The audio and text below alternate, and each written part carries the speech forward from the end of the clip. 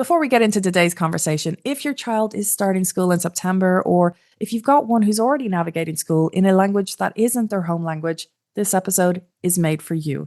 Hit follow on Spotify or Apple Podcasts or wherever you get your podcast from so you never miss an episode. And if you know another international parent in the Netherlands who is about to start this next big step, send it to them right away. All right, let's get into it. September feels far away until suddenly it doesn't. August is just a mere few days away. And for a lot of listeners right now, they may be on their holidays, maybe they have yet to go on their holidays. But the back to school transition isn't just a logistically complicated one, it's linguistically complicated too. Because your child is about to spend the majority of their waking hours in a language that isn't yours, and possibly a language that they barely speak yet. I've wanted to do this episode for a while because I hear this anxiety a lot, and I've seen it in my own daughter's school. It's also in the DMs, it's in the community. Is my child going to be okay? Are they falling behind? Is the silence normal? Did we make the right call? Mimi is back, and if you haven't heard any of her episodes before, be sure to scroll through because she has been with us now for 14 episodes. She is a multilingualism specialist who manages to make this topic feel less like a minefield and more like something you can actually navigate. Mimi, welcome back to Damn Parenting. Hi, thank you. Thank you so much for having me. I don't know why we're doing this in July, but let's just start right at the beginning of the school year. I think a lot of parents intellectually know that the starting schools in a new language and in a new country is a big deal, but there's also this voice that says kids are resilient and they're going to figure this out. Can you tell us how big a deal is this transition really when we think about languages? It's a very big deal. I don't want to scare anyone off or ruin everybody's holiday or rest of your holiday, but it is a big deal because they start school. It's already a big deal. And when you add the new language, it kind of doubles on the big deal scale. But having said that, I don't want to alarm anyone because I think when we understand what's actually happening, we can support our children so much better rather than just sort of hoping that it's going to work out somehow. Because when a young child, let's say we're in the Netherlands, so they start school at 4 years old, and that's in a language that isn't their home language, that they are either speak a little bit or don't speak at all, they're becoming what we call a sequential bilingual, meaning that they've established a foundation in one language first, and now they're adding another, a foreign language. So this is very similar to the way that we would add another language when we decide to venture into another language. Obviously, they're children, they learn in a different way. But regardless, this is a very big cognitive and emotional shift for them because they are learning to exist in a new environment, which is the school environment, but also to exist in a completely new linguistic world for the big part of their day. And the parents who are in this situation, whether their child is starting in September or August, or if they started last year or will start in a couple of years, this is something that every one of those people can get something from this episode and what we're going to talk about, because understanding the process makes you a much better support system for your child. I'm very passionate about this topic. Okay, well, let's rewind back just a little bit about the school choice in itself, because here in the Netherlands, we have a variety of options here with educational styles. You've talked before about the climate of a school mattering, not just the reputation or the location, but what should parents actually be looking for or asking when they're choosing their school? This is a very important topic, and I feel like we don't talk about this or don't remind parents as much about this aspect of things. So obviously, when we choose a school for our children, we focus on the practical things, which are all very important. Proximity, reputation of the school, how they scored on the test, on the facilities, what they offer, all those things. And those are all super valid. But for a multilingual child, one of the most important questions to ask is, what is the school relationship with languages other than the school language? How do schools treat children who come in speaking different languages than the school language? And there is a concept in linguistics called additive versus So those are two concepts, additive versus subtractive bilingualism. And what that means is that in an additive environment, the new language is added to what the child already has. So they become bilingual by going to a school in a different language. The home language is respected, celebrated, and hopefully the home language is also utilized for learning the school language. And the child's full linguistic identity, full linguistic repertoire is seen as an asset, as something positive and helpful. On the other end of the spectrum, in a subtractive environment, the new language effectively replaces or pushes away the home language or languages. Sometimes it's a subtle push, and sometimes it's not so subtle, unfortunately. And this is sadly still the case in a lot of environments where parents are advised to stop speaking the home language because their child, because they would suffer, they wouldn't be able to learn the school language just as quickly. Sadly, a lot of children have to go through this. And the message that is being sent, spoken or unspoken, is that the home language belongs at home or doesn't belong at all. It needs to be eviscerated. And here in the school, we only speak the school language, or being Dutch, or be it English, or whatever the school language is.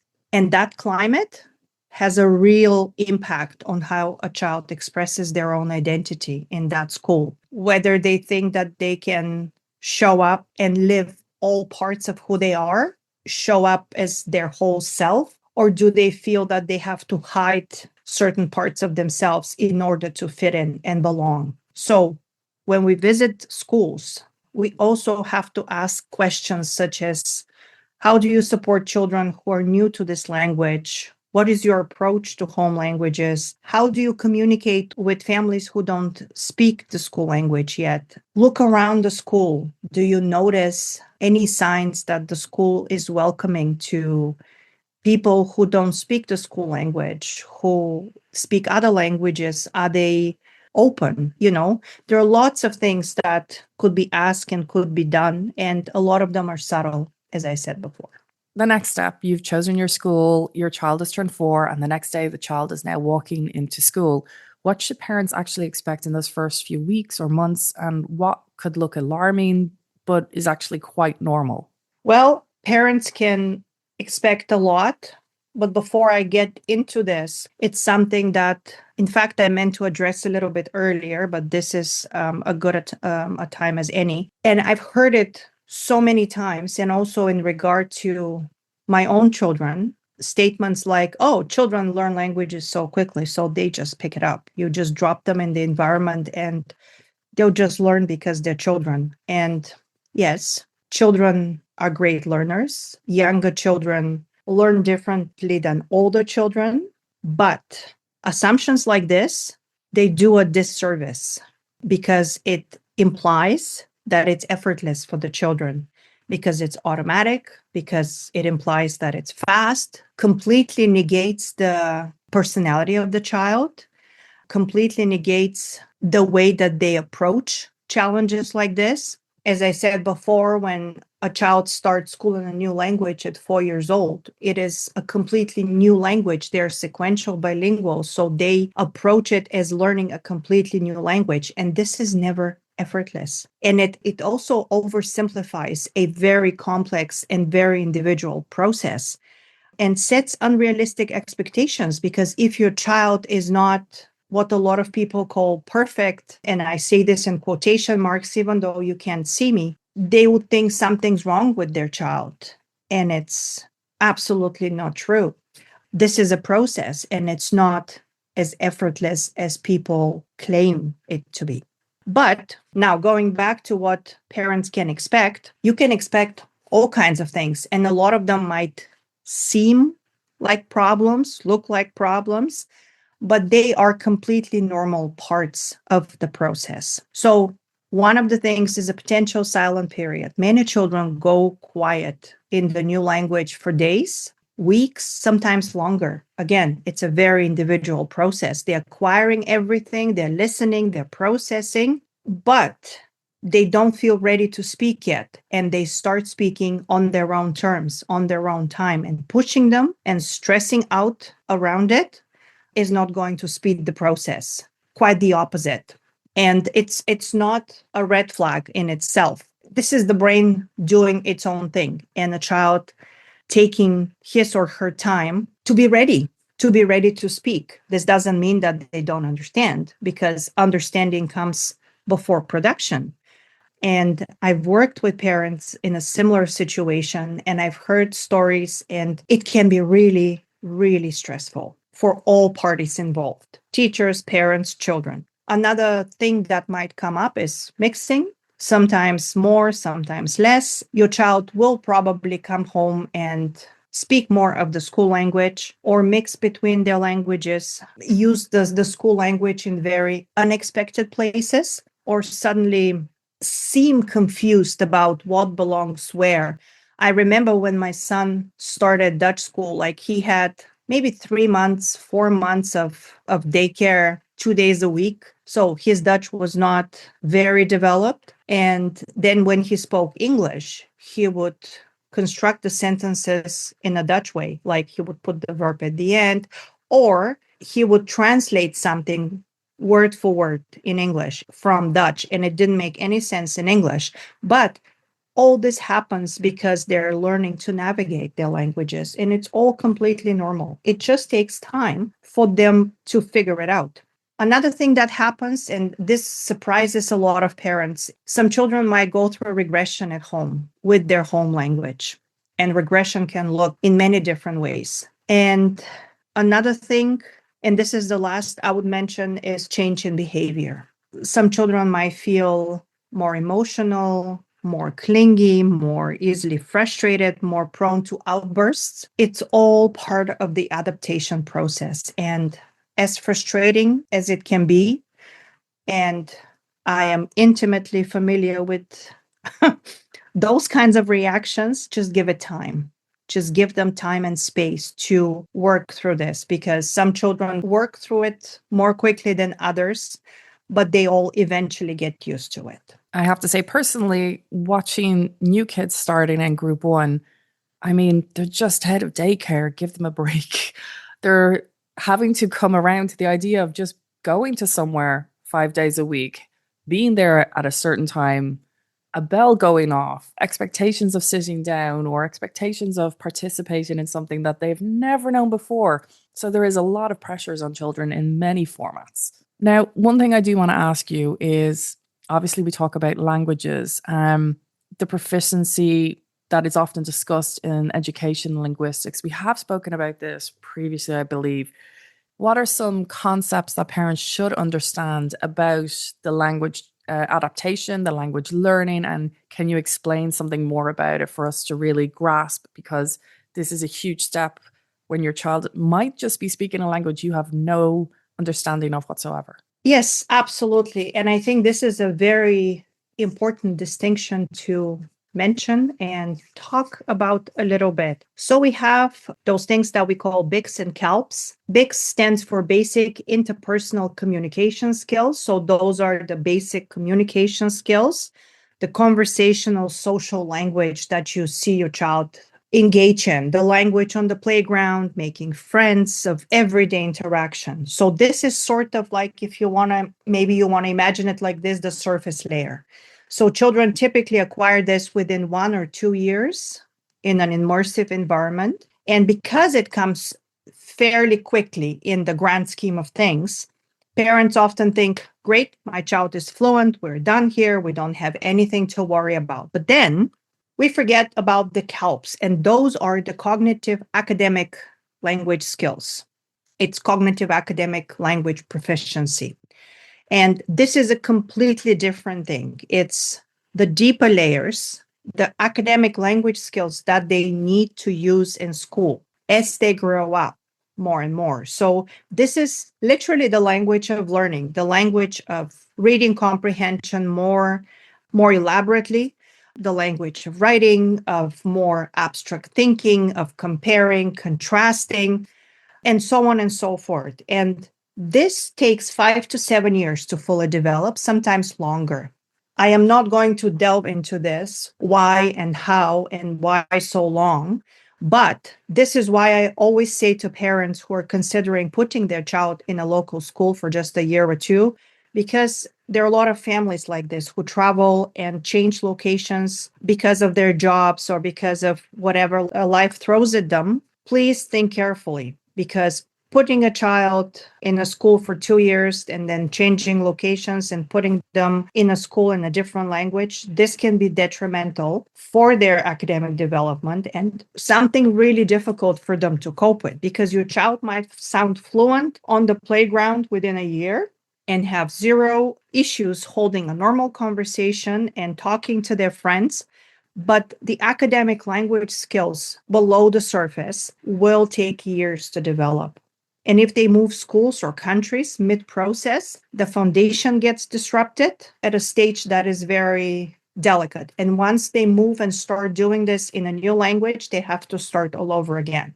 I'm not saying don't do it. Life happens, families move. I'm not saying don't move or anything like this, but just go into this process with open eyes and take the long view into account.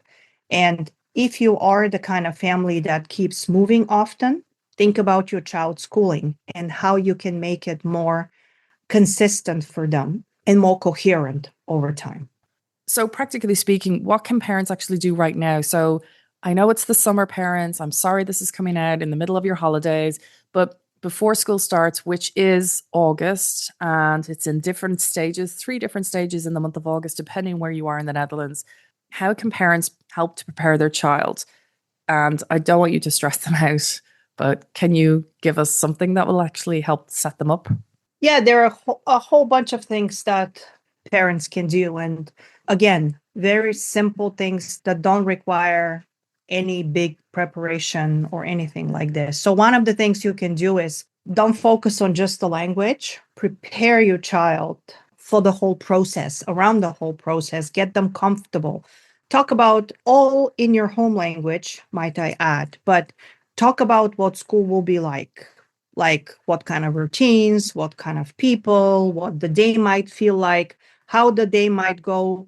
There are a lot of books around this, starting school, the different routines. So again, we're coming back to books as one of our great resources. And even if those books are not in the school language, again, use your home language, because you're building the concept knowledge behind it. You're building their cognitive skills and concept knowledge. They're understanding what things are before they go, so they will know what to expect, and they'll just have to learn the Dutch words around it, provided they're starting school in Dutch or whichever language it is. But the more familiar the environment and routines feel before day one, the less cognitive and emotional energy that they'll have to use, the less overwhelmed or anxious, even, because a lot of kids get anxious as well, they'll feel. And do it all in the language that you're raising your child in. If you have the time, if your child is starting school in a year or so, you can start introducing your child to little chunks, because if they know a little bit of Dutch when they start, of course, this can be a huge positive for them. There are very simple things that you can do, like the spell in loop that you mentioned, or preschool, the couple of mornings a week that you can do, various playgroups, and so on and so forth. Another thing that you can do that is linked to this introduction to the language a little bit is you can build some school-ready vocabulary. Even if you're listening to this in July and your child is starting right in August, there is still time to do a little bit of introduction to things like you can put your coat here, circle time, snack break, the 10 uurtje. That was very surprising for me, because it's nothing to do with snack time, but more around the time that they have the snack. Would you like to play? Something like very simple things around some vocabulary. And if you don't speak Dutch, well, that's a fantastic way for you to also learn a couple of words around school lingo. It's going to give them a little bit of a head start for them personally. And this can be a very positive thing. Could be some songs or whatever you can do, whatever you feel comfortable with. whatever works for you, because all of it builds this passive exposure without any pressure to perform. And another thing that I cannot stress enough is hold the home language close, especially now. It's so important because there's so many different reasons why. And I've heard people say, oh, my child is starting school now in a new language, so we should just focus on that. And why should I continue supporting the home language? We talk about this so much. And in this phase of them starting school in a new language, this is even more important because the home language will never be in competition to the school language, but it's the foundation. It's cognitive foundation, it's emotional foundation. And like you've been raising your child in this language for, let's say, 4 years. And at one point you decide to stop and switch to the school language. This would be like pulling the rug from under their feet and taking away the foundation that they've built their cognitive skills in up to this point. It can be really harmful. So keep reading together, keep talking in your home language, keep it present for them. And this is another thing that I find is really important. It gives them this sense of safety, this sense of consistency, because they go to school and it's emotional and overwhelming, but then they come home to what they know and they might act out, they might have tantrums, they might be silent, they might be mixing, whatever way that they cope with the new situation. But then you're giving them the constant that they've had, the safe harbor, if you want, this safety. So keep doing it, regardless of what people tell you. I just want to put in here that earlier this year, we did do an episode about how to support your multilingual children's emotional needs at school. And I think it's really important here to add this part in. If you haven't listened to that, do go and check that episode out, as safety is a massive element, not just for the kids, but also for the parents. So I do want to tap in here for the very last question. And this one is for the parent who is watching their child struggle right now and quietly wondering if they made the right choice. What do you want to say to them? One thing I want to say is that you're seeing the process unfolding in front of your eyes. You're not seeing the outcome. And those are very different things. So a child who's quiet in the new language, for example, they're listening. A child who mixes their languages, they're integrating, they're figuring out how that works. They are getting used to the new situation and the new dynamic. A child who falls apart at home is using you as their safe harbor. And this is a sign of secure attachment. Sometimes, I should take my own advice on this one because I have a lot of experience, especially with this last one. But this is the truth. This is absolutely the reality of the situation when they fall apart at home. And the home language is their anchor. Your presence in that language is one of the most powerful things you can offer to them. As I said before, the sense of safety, the sense of continuity, and something that they know. They come home to something familiar compared to the chaos or whatever they are going through when they're adjusting to their new situation. One last thing I don't want to forget is keep talking to their teacher.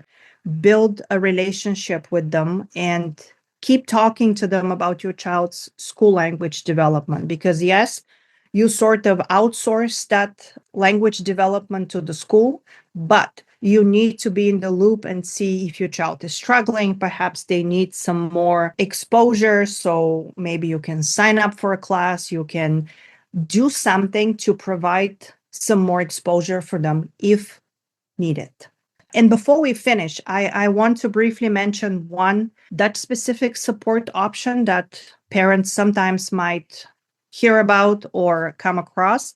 It's the VVE. So it's the for, and let's see if I could pronounce it correctly, Vroegschoolse Educatie, which is basically a play-based Dutch language support program for children that starts from about 2 years of age up to 4 years old before they start school. And it's mainly aimed at children who don't speak Dutch at home. The idea is to give those children more exposure and input. And referrals usually happen through the consultatiebureau. My daughter went through a program like this, and it was very helpful, and it was incredible the way that they did it in the daycare that she was in. But I want to be honest here because I think parents need the full picture. The reception of this program is not the same everywhere in the country. So there are some contexts, particularly in larger cities. When we lived in the big city, I was advised against it with the suggestion that it could be seen negatively in terms of a child's profile. Personally, I disagree with this because a support program should be that support, neutral and just there to build language and help children to feel more comfortable with the new language. But when we moved to a smaller town outside of the city, the referral was given to me right away without any comments, and my experience was completely different. So my advice for parents is ask about this VVE program. Inform yourselves, find out how it's regarded in your specific community, in your school, in your daycare, talk to the teachers, and make an informed decision. Don't assume it works the same way everywhere because it doesn't. Thank you, Mimi, again for joining us on this episode. Again, it's a building block on all the episodes that we've spoken about before.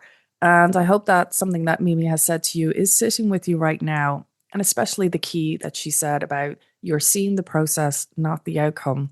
And I think that's really true about so much of parenting in general. And it's not just about the language part, because silence isn't failure and the mixing isn't confusion. The child is falling apart when they get home, and we all go through that. But that's them trusting you enough to finally exhale. And what I really appreciated about Mimi right now was the concept of the home language as a foundation. And it's not a competition here. Every time you read together in your home language, every time you keep that warmth present, even when everything else feels so uncertain, you're not pulling away from the Dutch or the English or whatever the school language might be. You're just building the ground that they already stand on. Mimi's details are in the show notes as always, and if she can help your family or someone you know, you can reach out to her directly. Share this one if it has landed with you, forward it to the group chats. Another international parent does need to hear this one. We'll be back next Wednesday, and remember, you're not alone.